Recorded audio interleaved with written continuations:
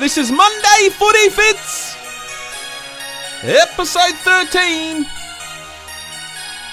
Turn the volume up. Here we go.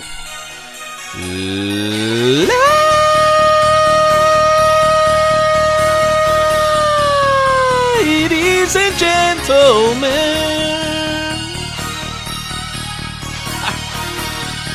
welcome to the show!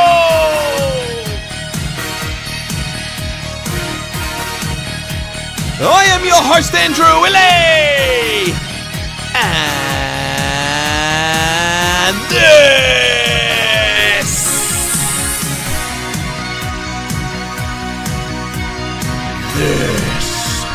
is the ball of truth. It's Monday Footy Fits, man. Thank you very much for joining me.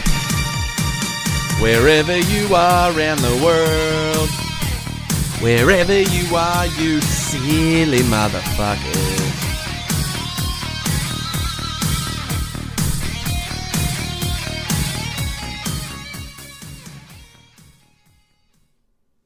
Well.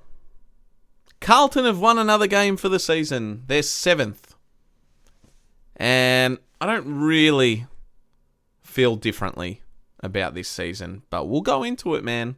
We're here to unpack the aftermath of Carlton's win over Melbourne on Saturday night. This is Monday Footy Fits episode 13. I'm your host, Andrew Illy. Welcome to the Ball of Truth. And I finally got around to watching the replay on this one. And honestly, man, it felt good to get the win. After the last month of just shambolic, dreadful, shocking, horrific fucking footy, man. It was good to finally get a win.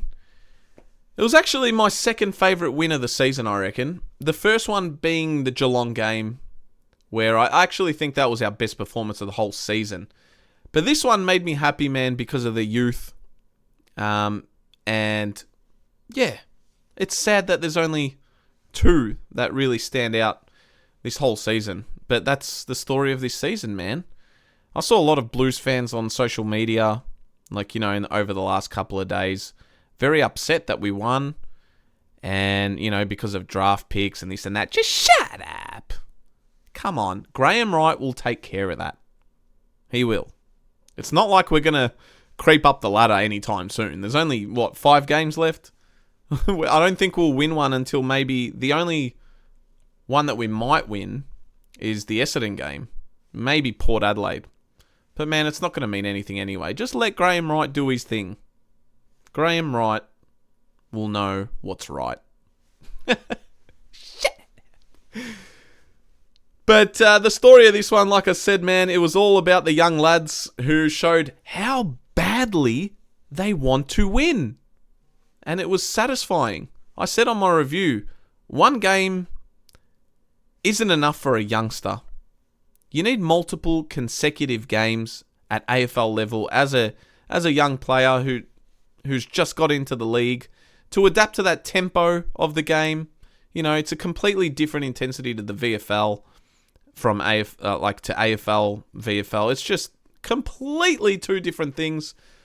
And I wish some of these guys played earlier on in the season, when things weren't going so well. But you can blame the coaches for that. That's why I mentioned Billy Wilson on my review, because I thought it was very harsh on him to only play that one game against Port Adelaide, where we really sucked that day. And we were just in awful form. And he should have been given another shot. Because some of these players now have played multiple games in a row, and now they're starting to find their confidence. Like I said, it takes a while to adapt. So hopefully Billy Wilson does get another crack at it. But I definitely would have played him the following week after the Port Adelaide game. Our leaders were also fantastic on Saturday. They set the example for these younger blokes. Jacob Wiedering, Patrick Cripps, Charlie Curnow. They were all good. The disappointing thing, though, is we know how good these guys are. So where the fuck was that all season? That's the frustrating thing. And it kind of sucks that this win was pointless. in the overall scheme of things, did we find our identity again? I don't think so, but at least we built a bit of character and gave the experience to these young guys what it feels like to win. And at least it's something to build on going forward as well. Lessons were learned, and these players, it's like a light bulb went off and they realized they had to earn it to win. Wins don't just come at you. You have to work hard and stay focused for 4 quarters. But they showed grit, determination, a bit of urgency when the game was on the line, which has been lacking for most of the season, honestly. But they dug real deep and it was pleasing to see. It was. Because we've been crying out for it all season. And they delivered. But unfortunately, the season is done. It's too little too late. And this doesn't change my mind as to where we are right now as a club. Because it's been a failure of a season. And that's the sad truth, man. It still feels like a massive waste. And I hate that I'm saying it, but it's the truth. It's been horrendous. However, what this win does do, it makes the players realise what is required to win. And a giant reminder that no team will just lay down and let you beat them. Just give you a win. Because that was basically our mindset in round 1, these players. Expecting things to just happen. And that's why we lost. So it is a good reminder and a bit of a smack in the face to these players to be like, motherfuckers, that is what's required to win. And I'd like to think that this is the standard that was originally set for this team at the start of the season. That's the bar, and it's time to raise the bar, improve and build on that for next year. That's all we can hope for the remaining 5 games. And like I said on the review, I was very happy for them and proud that they fought it out. And I was actually even happy for Michael Voss, the human Michael Voss. He's been under the pump all year, and whether you love him or dislike him as a coach, it was a great moment for him too. Now, this doesn't mean he's safe by any stretch of the imagination, man. I still think he is not the right coach going forward to lead this team to success. I'll stand by that, and I hope I'm wrong. But boy, did he need this. Oh my. The players needed it. The fans needed it. We seriously needed it. And the whole club in general did need this win. But finally, some positivity and joy for the Carlton community. We have suffered so much this year, man. We've suffered a lot over the last 30 years. So it was the right time. And look, one win isn't going to change what's happened this season. I know that. It's been, honestly, an unforgivable season. It's been that bad. But I did enjoy this one. I did. I didn't really care. Like I said on the review, I didn't care too much up until the Stephen May and Francis Evans incident. And that's where my tribalism just kicked in. And I really wanted to beat them. But there were so many magnificent moments in this game. Something, we haven't been able to say for months. Like remembering nice moments. The rise of Ashton Moyer, kicking 4 goals. And he got the Rising Star nomination this week, by the way. So well done, Ashton. Very good. So happy for him. He was awesome. He got my 3 votes on the review. The brilliance of Matt Carroll. My God, when I went back and watched the replay, man, I was just even more impressed because I missed some of the things that he did. But and he kicked a very important goal of the game, which was his first of his career. And he was out there, man, honestly playing like he had played 200 games. Ridiculous. Love the way he moved. Flynn Young getting his first goal. And the whole team getting around him. That was a great moment. Jacob Wiedering was back to his best, like I said. Spoils, intercept marks. He was just everywhere. He was really determined to beat his opponent. Charlie Curnow, rewarded for his hard work. He scored 3 goals. Finally broke his drought. But he got rewarded for his work around the ground. And he kicked the sealer. Sam Doherty, with a huge chase down tackle in that last quarter too.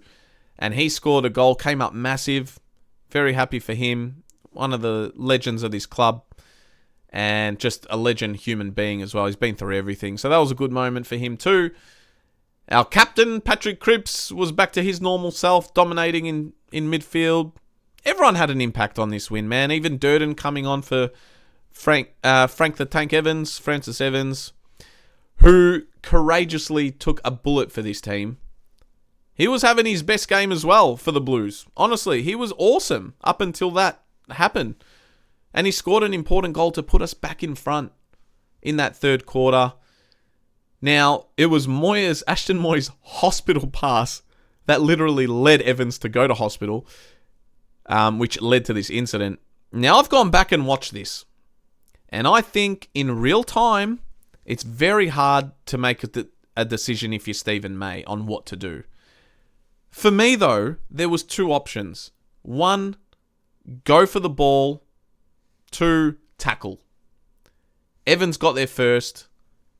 And I think Stephen May knew he was getting there and decided to bump. And because he decided to bump, that automatically puts himself in hot water. And yeah, that option, running at that speed, is not the right decision, man. You can't bump running that fast.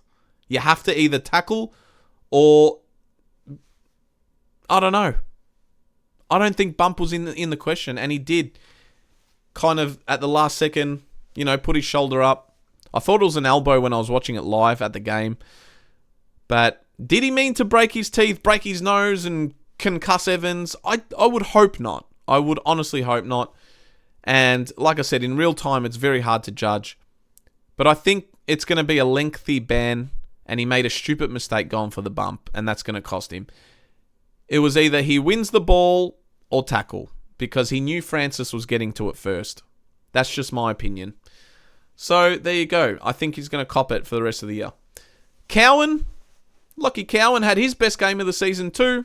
Cooper Lord was fucking awesome. O'Farrell was great.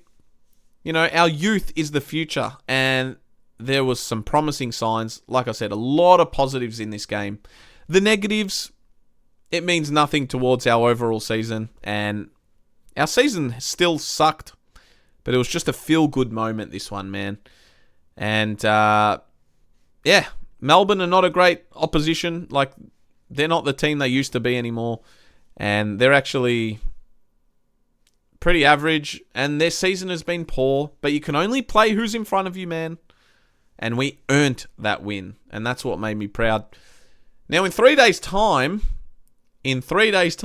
we have Hawthorn again at the MCG on a Thursday night. We versed them in round 2, and they beat us by... How much did they beat us by in the end? Was it 3 goals? Something like that. In saying that, I actually think we are going to get slaughtered on Thursday night.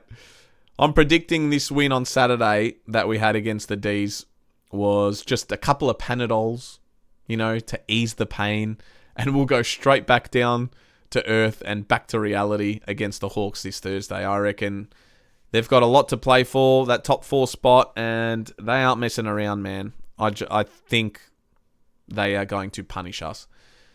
I do believe Harry Mackay has been training in full and will return. I don't think Francis Evans will get up for the match after his injuries.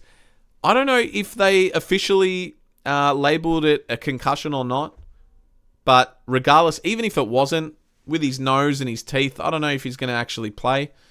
In saying that, I would love to see one of the Camporelli twins or brothers come in. If not both, or Harry Lemmy from the VFL. I want to see more new faces, and I want to get these guys as much experience on AFL level as possible. It's time to experiment. Anyone who is sore, any of the experienced dudes, sit out this one. Seriously. There's nothing to play for, and it's not worth it. Let's see what happens, man. I'll be going live again for this one on Thursday night. I'll probably pencil it in around 10:30, 10:40. Lock it in. Pencil it in your calendars. We'll go live again. In other news, I read a rumour today that Jack Silvani, JSOS, has interest from Collingwood and they want to sign him. I mean, surely not. Blue Baggers, what the fuck are you waiting for? Sign him up. Seriously, I don't know what's going on. I don't know what they're waiting for. That is one of the ones we need to wrap up. Seriously. I mean, I'd be raging if he left for Collingwood. I'd be raging if he left the club, let alone Collingwood. It just wouldn't make sense. So, and I think he's proved himself, man. Proved himself. He's a versatile player. He took the risk of being a defender and he's absolutely killed it. I loved him as a forward. But down back, he was so reliable. He always won his one-on-one contest, man. Sign him up. He plays for the badge and plays with heart. You can't buy that, honestly. You can't teach it. There are going to be some tough calls for many uncontracted players. And we'll revisit that on Monday, because about maybe 4 or 5 weeks ago, we went through the listed uncontracted players at the end of the season. And I've changed my opinion on a few, so we'll go through that next Monday, man. But, guys, thank you so much for supporting the show. It means a lot to me, and I honestly didn't expect to receive the amount of great feedback I'm getting, so thank you so much. I appreciate the kind words and all the love that you guys have showed me, and we are building something special. Merchandise is coming. I mentioned that on Saturday night on the review, so stay tuned for that. Smack that like button, the thumbs up when you guys can. Tell me your thoughts on the Blues. Did our young guys impress you? Do you want to see Voss see out his contract in his last year? Let me know in the comments. Subscribe if you're new here, turn the bell on for all notifications, and follow us on all social media. The links are in the description. Guys, that's probably it from me. If I don't drop another episode in the next 2 days, I'll probably see you guys Thursday night, but there is a possibility I might go live on Wednesday for a mini preview and team selections, but I'll let you guys know. But thank you all. I love you all. Enjoy the rest of your week, and I'll catch you on Thursday, if not Wednesday. Adios. Good night. Oh, and one more thing, man. You know what's coming. For you new people, subscribe, man. What y'all waiting for?